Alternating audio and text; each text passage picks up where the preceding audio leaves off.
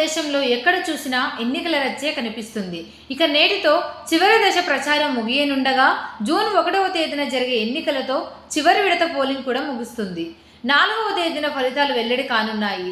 ఫలితాలు వచ్చిన తర్వాత ప్రధానమంత్రి కిసాన్ సమ్మాన్ నిధి పథకం ద్వారా రైతులకు, వారి కుటుంబాలకు ఆర్థిక సహాయం అందనున్నట్టు తెలుస్తుంది.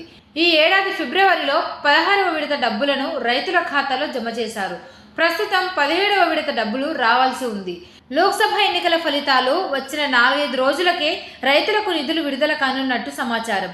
16వ విడతలో రైతులకు 21,000 కోట్ల లబ్ధి కలిగింది. ప్రధానమంత్రి కిసాన్ పథకాన్ని నరేంద్ర మోడీ ప్రారంభించారు.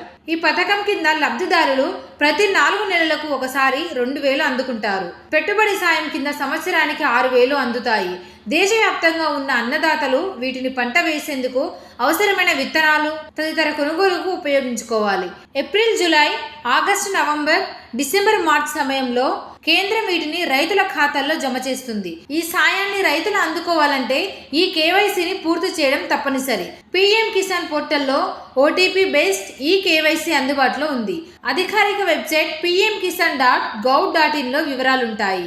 ఏవైనా సందేహాలు ఉంటే 1552621 లేదా 01124300606 హెల్ప్ లైన్ నెంబర్లకు కూడా ఫోన్ చేసి తెలుసుకోవచ్చు.